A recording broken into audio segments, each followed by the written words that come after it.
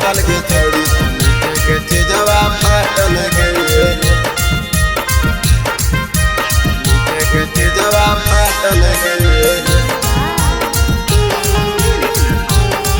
आगे ले के नमरी उठा ले तू घंगरी रहो चीजवा चाटल गे ले के नमरी उठा ले तू घंगरी रहो चीजवा चाटल गे ऊपर के हो तो हर सटल गे छौड़ी त नीचे के चीजवा फाटल गे ऊपर के हो तो हर सटल गे छौड़ी त नीचे के चीजवा फाटल गे आगे ले के नमरी उठा ले तू घंगरी रहो चीजवा चाटल गे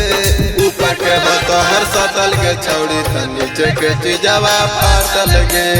ऊपर के हो तो हर सटल गे छौड़ी त नीचे के चीजवा फाटल गे ऊपर के हो तो हर सटल गे छौड़ी त नीचे के चीजवा फाटल गे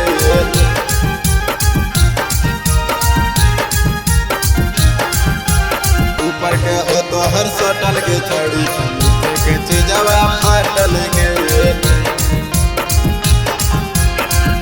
के चीजवा फाटल गे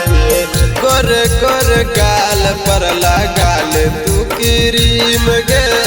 फाटल चीजा पर छौड़ी लगाल भेसलिंग गे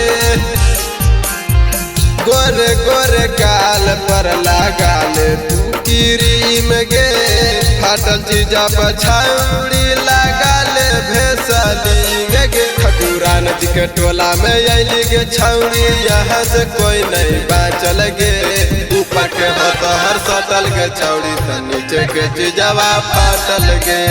ऊपर के हो तो हर सटल गे छौड़ी त नीचे के चीजवा फाटल गे ऊपर के हो तो हर सटल के छौड़ी नीचे के चीजवा फाटल गे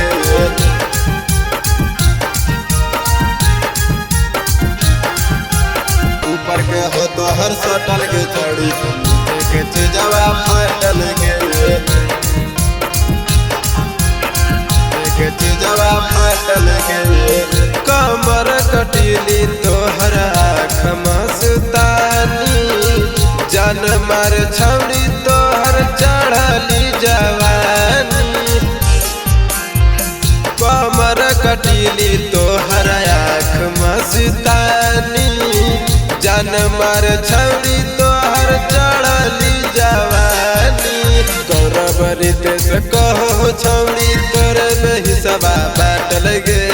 ऊपर के हो तो हर सटल गे छौड़ी त नीचे के चीजवा फाटल गे